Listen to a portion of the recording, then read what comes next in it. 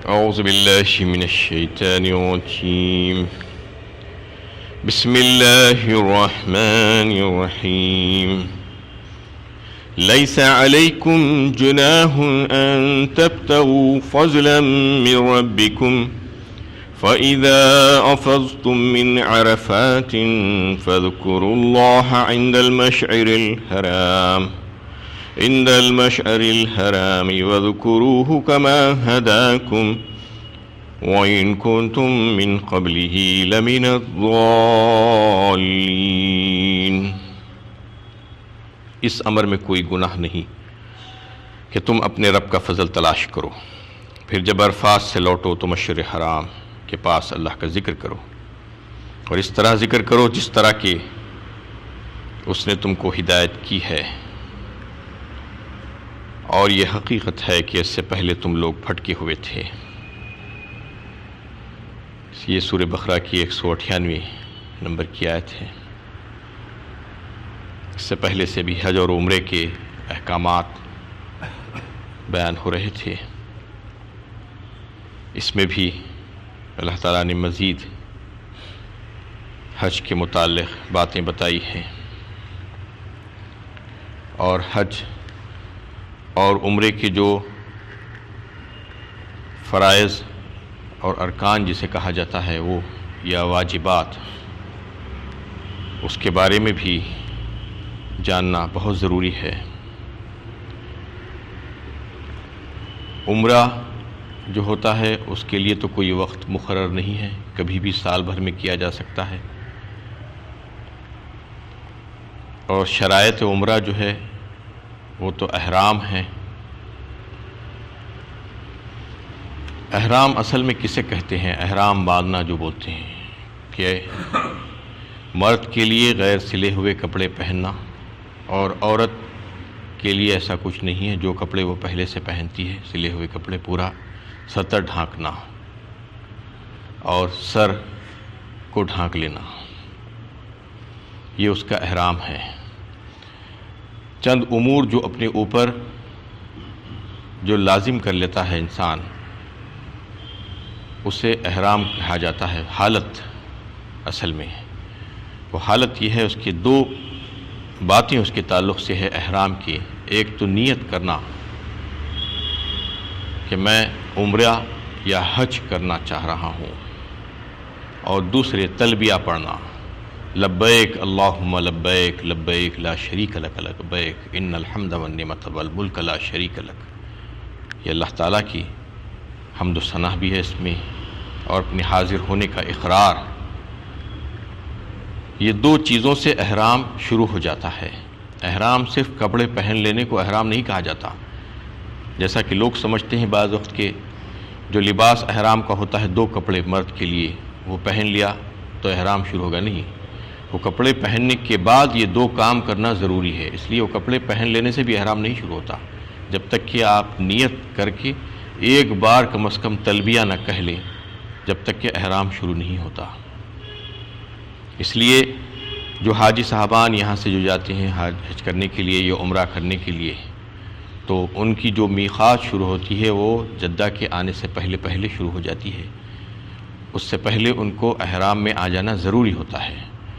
تو یہاں سے جو احرام باندھ کے نکلتے ہیں وہ نیت کے بغیر نکلے تو زیادہ اچھا ہے. صرف کپڑے پہن لیں احرام کی، نیت نہ کریں، نیت راستے میں کریں. جب میقات آ رہی ہے، حج کو جا رہے ہیں، تو اس سے پہلے تو اعلان کر دیا جاتا ہے کہ میقات آنے والی ہے ہوائی جہاز میں ہی، یا جو ہے اگر سعودی ایئر لائنز وغیرہ ہے تو اس میں بھی بتا دیا جاتا ہے میقات سے پہلے. ورنہ اور اس سے پہلے پہنچنے سے 1 گھنٹہ 2 گھنٹے پہلے اگر آپ احرام کی نیت کر لیں تو پھر وہاں سے احرام شروع ہو جاتا ہے. کپڑے بدلنے کی ضرورت نہیں پڑتی ہے. جو مستحب جو کام ہے احرام باندھتے وقت، غسل کرنا اور یہ ساری چیزیں کرنا، وہ وہاں پر ایئر کرافٹ میں عام طور پر ممکن نہیں ہوتا ہے صفائی نہ ہونے کی وجہ سے. تو یہ باندھ کا جانا اور پھر نیت وہاں سے کر لینا، یہ احرام ہے. تو عمرے کے سلسلے میں جو بات ذہن نشین کرنے کی ہے وہ یہ ہے کہ ایک اس کا فرض ہے، وہ ہے کہ طواف کعبہ کے پہلے 4 چکر فرض ہے، صرف 3 چکر فرض نہیں ہے. 7 چکر مارنا پڑتا ہے آپ کو طواف کرنے کے سلسلے میں۔ ایک طواف کہلاتا ہے 7 چکر مارنا کعبے کی۔ تو پہلے 4 چکر فرض ہیں عمرے میں۔ اس طریقے سے عمرے کے جو واجبات ہیں وہ صفا و مروہ کے درمیان سعی کرنا، 7 چکر لگانا، اور بال منڈوانا اور کتروانا سر کے، یہ جو ہے عمرہ ختم ہو گیا، بس اتنا ہی ہو عمرہ۔ عمرہ بڑا آسان ہے، احرام باندھ کے جانا وہ شرائط عمرہ میں ہے، ویسے ہی شرائط حج میں بھی عمرہ نے احرام باندھنا ہے، دونوں کے لیے احرام باندھنا ضروری ہے۔ اور عمرے میں صرف یہ ہے اس کا فرض کہ 4 چکر پہلے کے جو ہیں وہ فرض ہیں، اور آخری 3 چکر فرض نہیں ہے، سنت ہے۔ اس طریقے سے 2 واجبات ہیں اس کی، جو صفا و مروہ کے درمیان سعی کرنے کی اور سر کے بال منڈوانا یا کتروانا۔ حج میں تھوڑا سا طویل معاملہ ہوتا ہے۔ حج کے جو فرائض ہیں امام اعظم ابو حنیفہ رحمۃ اللہ علیہ کے نزدیک وہ 2 ہیں۔ اس میں سے ایک تو یہ ہے کہ 9 ذی الحجہ کو وقوف عرفات میں جو حاجی ٹھہرتا ہے وہ ایک فرض ہے، سب سے بڑا فرض ہے حج کا، اہم ترین فرض اسے کہا جاتا ہے۔ بعض ائمہ کے نزدیک تو وہی ایک فرض ہے حج کا، وہ اگر ادا ہو جائے تو حج ہو جاتا ہے۔ عام طور پر بعض دفعہ جو لوگ وہاں پہ جا کر بیمار ہو جاتے ہیں حج سے پہلے یا ہاسپٹلائز ہو جاتے ہیں، وہ آ نہیں سکتے حج کے لیے، ایسے کئی حادثات ہوتے ہیں، واقعات ہوتے ہیں، لاکھوں کا مجمع ہے، تو ان کو یہ کیا جاتا ہے کہ صرف عرفات کے میدان میں لا کر 1 منٹ کے لیے کھڑا کر کے لے کر چلا جاتا ہے، ایمبولینس میں لا کر جو ہے عرفات کے میدان میں داخل کر دیا جاتا ہے، کیونکہ عرفات کے میدان میں جو وقوف عرفات کا جو فریضہ ہے وہ زوال کے بعد سے غروب آفتاب کے درمیان تھوڑا سا وقفہ بھی اگر کوئی اس میں ٹھہر جاتا ہے تو وہ فرض اس کا ادا ہو جاتا ہے۔ زوال سے غروب آفتاب تک پورا ٹھہرنا ہے، عبادتیں کرنا ہے، لیکن وہ فرض نہیں ہے اتنا۔ فرض تو اتنا ہے کہ اگر 1-2 منٹ کے لیے بھی جو ہے وہاں پر اگر کوئی آ جاتا ہے میدان عرفات میں زوال کے بعد سے، زوال سے پہلے نہیں، یعنی دوپہر جسے کہتے ہیں 12 بجے کے بعد جو زوال ہوتا ہے، زوال سے لے کے غروب آفتاب کے درمیان کا جو وقفہ ہے اس میں اگر تھوڑی سی دیر بھی اگر کوئی وقفہ کر لیتا ہے، وہاں پر آ کر قیام کر لیتا ہے، تو وہ عرفات میں ٹھہرنے کا جو فریضہ ہے وہ ادا ہو جاتا ہے۔ اور دوسرا فرض جو حج کا جو ہے وہ کیا ہے؟ طواف زیارہ جسے کہتا ہے، طواف افاضہ بھی اسے کہا جاتا ہے۔ وہ 10 ذی الحجہ کو بھی کیا جا سکتا ہے، 11-12 تک بھی کیا جا سکتا ہے۔ یہ 2 فرائض ہیں حج کے، اور حج کے جو واجبات ہیں وہ 5 ہیں۔ ایک تو یہ کہ عرفہ سے واپسی کے وقت جو مزدلفہ میں قیام، رات میں قیام ہوتا ہے 9 اور 10 ذی الحجہ کی رات کو، وہ واجب ہے حج میں، ایک پہلا واجب۔ اور دوسرا واجب یہ ہے کہ رمی جمار کرنا، جمرات پر کنکریاں مارنے کا جو عمل ہے وہ 10، 11 اور 12 ذی الحجہ کو ہوتا ہے، وہ واجب ہے، حج کے واجبات میں سے ایک واجب ہے۔ سر کے بال کٹوانا، منڈوانا، یہ بھی ایک واجب ہے۔ اور پھر سعی کرنا صفا و مروہ کے درمیان، یہ 4تھا واجب ہے۔ اور 5واں واجب یہ ہے طواف وداع، یعنی کعبۃ اللہ کا طواف کرنا مکہ سے نکلنے والے ایک بار، یعنی وہ آخری بار، اسے طواف وداع کہا جاتا ہے۔ اگر پھر مکہ میں قیام ہے تو پھر اور ایک بار کرنا ہوگا۔ اگر کوئی طواف وداع کر لیا تھا اور پھر سے اگر کسی وجہ سے اس کا مکہ میں مزید قیام ہو گیا ہے تو پھر سے جا کے اور ایک طواف کرنا ہوگا، وہ طواف وداع وہ آخری طواف ہوگا، اس سے پہلے کا طواف نہیں ہو سکتا۔ اس طریقے سے یہ 5 واجبات ہیں اور 2 فرائض ہیں حج کے۔ اور جو احرام کا باندھنے کا جو معاملہ ہے وہ اس کے شرائط میں سے ہے، چاہے وہ عمرہ ہو یا حج ہو۔ احرام کے باندھنے کے بعد انسان کے اوپر جو پابندیاں عائد ہوتی ہیں وہ تقریباً 6 پابندیاں ہیں۔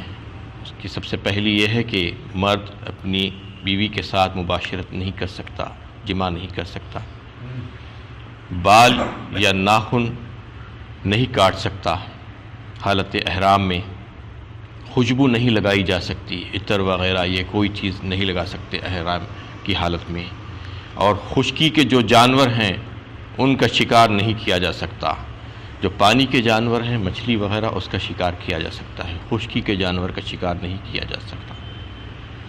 اور مرد کو چاہیے کہ سلے ہوئے کپڑے نہ پہنے، سلے ہوئے کپڑے مرد نہیں پہن سکتا، عورت پہن سکتی ہے۔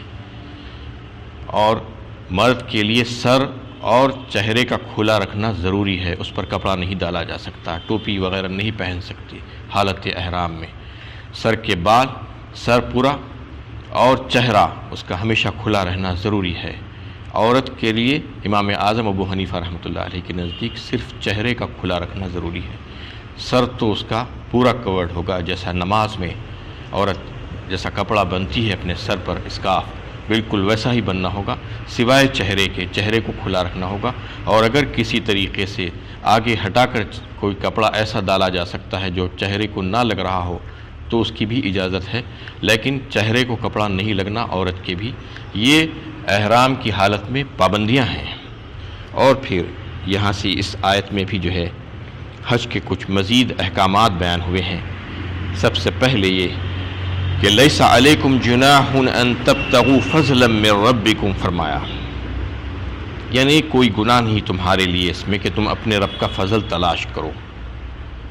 اس کا مطلب یہ ہے کہ زمانے جاہلیت میں اہل عرب میں یہ رواج تھا کہ عام طور پر ساری عبادتوں کو انہوں نے ایسا ہی بنا کر رکھا تھا کہ کچھ کا کچھ کر دیا تھا، سارے اس کی جو روح تھی وہ مسخ ہو کر رہ گئی تھی۔ اور حج کے معاملے میں بھی انہوں نے ایسا ہی کر دیا تھا، ایسی ایسی بےہودگیاں اور ایسے ایسے کام، طواف کے معاملے میں بھی ساری چیزوں میں ویسا ہی انہوں نے چیزوں کو اختیار کیا تھا، رسومات کو لا کر ایسا گھسا دیا تھا کہ وہ عین دین سمجھا جانے لگا تھا۔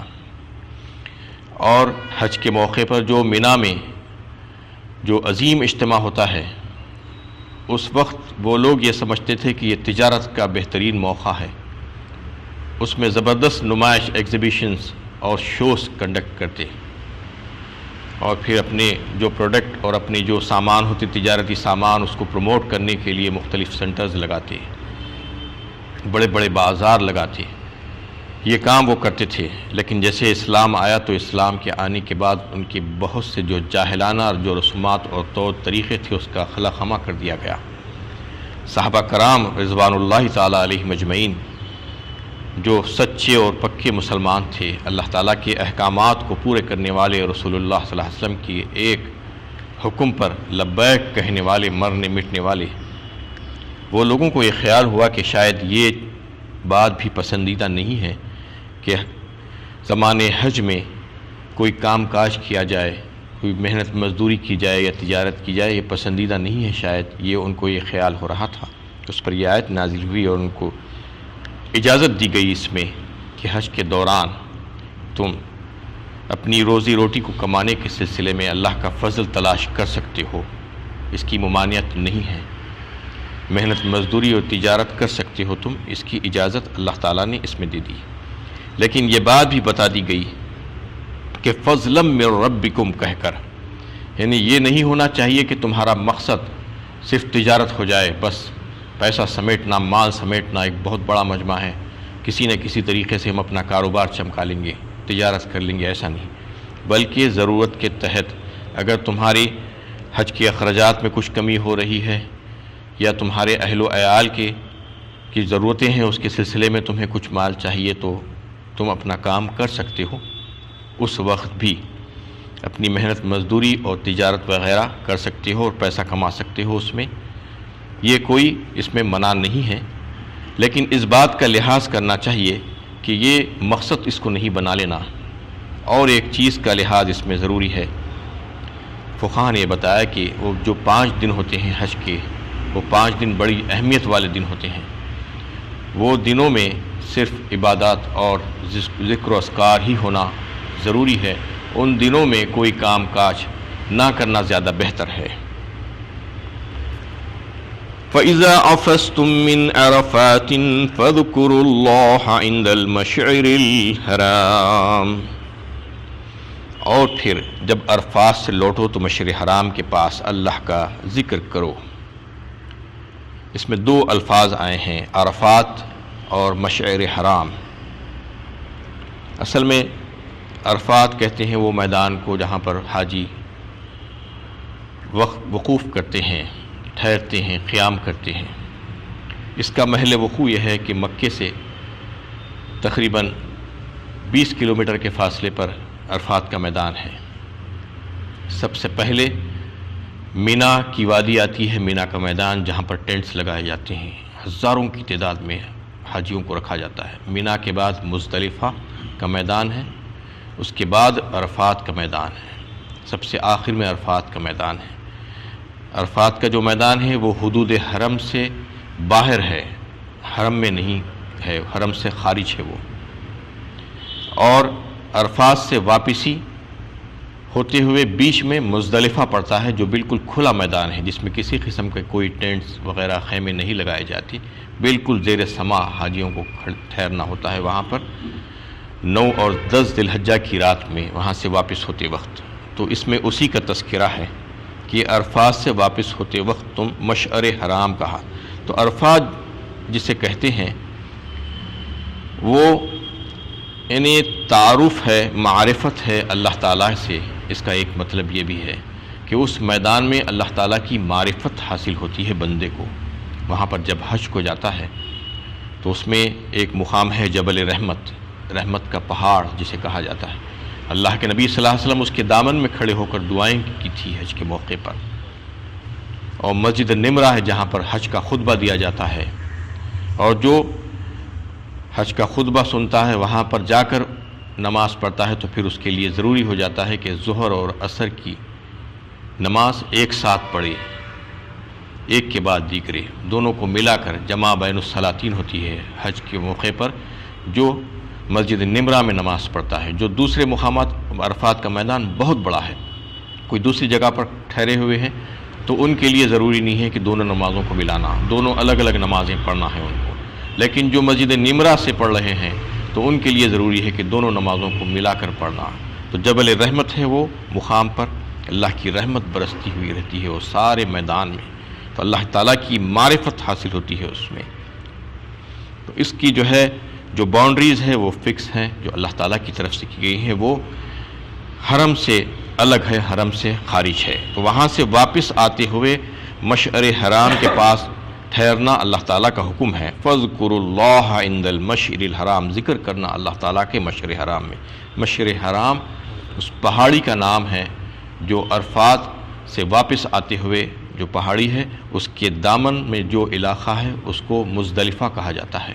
وہاں پر رات میں قیام کیا جاتا ہے، حاجی صاحبان وہاں پر آ کر ٹھہرتے ہیں رات میں، اور وہاں پر مغرب اور عشاء کی نماز ایک ساتھ پڑھی جاتی ہے وہاں پر آنے کے بعد۔ جبکہ عرفات کے میدان سے جو نکلنے کا جو وقت ہے غروب آفتاب کے بعد نکلتے ہیں، وہاں پر مغرب کا وقت شروع ہو جاتا ہے، لیکن اس کے باوجود حکم یہ ہے کہ وہاں پر مغرب کی نماز نہیں پڑھی جائے گی، بلکہ مزدلفہ میں آ کر رات کتنی ہی ہو جائے مغرب اور عشاء دونوں نمازیں ملا کر ایک ساتھ پڑھی جائیں گی، مغرب پھر اس کے بعد عشاء کی نماز، اور پھر وہیں سے فجر کے طلوع ہونے کے بعد نماز پڑھ کر حاجی نکلتے ہیں، پھر سے واپس مینا کے میدان کو جاتے ہیں۔ وہیں سے رمی جمار کے لیے کنکریاں بھی چنی جاتی ہیں مزدلفہ ہی کے مقام سے۔ تو یہاں پر اللہ تعالیٰ فرما رہے ہیں کہ تم ذکر کرو اللہ تعالیٰ کا وہاں پر اس مقام پر اس رات میں، یعنی 9 اور 10 ذی الحجہ کے درمیان ذکر کرو کا مطلب یہی ہے کہ وہ جو جیسا طریقہ جو بتایا گیا ہے وہ طریقے سے اس پر عمل کرنے کی کوشش کرو۔ وَاذْكُرُوهُ كَمَا هَدَاكُمْ فرمایا اس کے فوراً بعد، یعنی تم ایسا ذکر کرو جس طرح سے تم کو ہدایت دی گئی ہے۔ مطلب یہ ہے کہ انسان خود مختار نہیں ہے کہ وہ جیسے چاہے عبادت کر لے، عبادت کرنے کے طریقے بتائے گئے ہیں، حکم دیا گیا ہے کہ تم ایسا عبادت کرنا، نمازیں ایسے پڑھنا، روزے ایسے رکھنا۔ یہ طریقہ اللہ کے نبی صلی اللہ علیہ وسلم نے سکھایا ہے خود بنفس نفیس، تو بالکل اسی طریقے سے کرنا، اس میں کسی قسم کی کمی بیشی، تقدیم و تاخیر یعنی جائز نہیں ہے، ممکن نہیں، کوئی بھی عبادت میں بھی۔ اس میں بھی جیسا کہ عرفات کے نکلتے وقت آپ کو مغرب کی نماز کا وقت ہو چکا ہے، لیکن حکم یہ ہے کہ مغرب کی نماز وہاں پر نہیں پڑھیں گے، بلکہ مزدلفہ میں جا کر مغرب اور عشاء دونوں ملا کر پڑھیں گے۔ کوئی یہ سوال نہیں کر سکتا کہ ایسا کیوں ہے، یہ اللہ کا حکم ہے اور نبی کا طریقہ ہے، اس لیے اس کو بالکل ویسا ہی کرنا ہے۔ تو یہ ساری عبادات کے معاملے میں اللہ تعالیٰ یہ بتانا چاہ رہے ہیں کہ تم کو وہاں پر بھی جو اللہ کا ذکر کرنا ہے بالکل اسی طریقے سے کرنا جیسا کہ تم کو سکھایا گیا ہے۔ یہی وجہ ہے کہ بدعتیں جو لوگ کرتے ہیں کہ چیزوں میں اضافہ کر لینا، عمل میں اضافہ کر لینا، جو بتایا نہیں گیا ہے اس کو اختیار کر لینا، اور کوئی چیز کے تعلق سے جو ضروری قرار نہیں دیا گیا ہے اللہ اور اس کے رسول کی جانب سے اس کو ضروری قرار دینا، یہ جو ہے جائز اور صحیح طریقہ نہیں ہے۔ ویسے ہی کسی چیز کا اضافہ کر لینا یہ بدعت کہلاتا ہے، اور بدعت کرنا انہیں بہت برا جرم ہے اور گناہ کا کام ہے۔ بدعتیں کرنے والوں کی جو ہے سنتیں ضائع ہو جاتی ہیں، وہ ایک ایک بدعت جیسا وہ کرنا شروع کرتا ہے تو ایک ایک سنت اس کی ختم ہونا شروع ہو جاتی ہے، اور اللہ تعالیٰ کے پاس بدعتوں کا کوئی مقام و مرتبہ نہیں ہے، اس کا کوئی اجر و ثواب ان کو ملنے والا نہیں ہے۔ تو اس میں اللہ تعالیٰ نے یہ بات واضح فرما دی کہ تم عرفات سے واپس ہوتے ہوئے مشعر حرام میں ٹھہرنا اور پھر وہاں پر اللہ کا ذکر کرنا جیسا کہ تم کو سکھایا گیا ہے۔ وَإِن كُنتُم مِّن قَبْلِهِ لَمِنَ الضَّالِّينَ، اور آخر میں یہ فرما دیا گیا اس سے پہلے تم لوگوں کو جو ہے باتیں نہیں معلوم تھی، تم ناواقف تھے، ہم نے تم کو یہ باتیں سکھلا دی۔ وآخر دعوانا ان الحمد للہ رب العالمین۔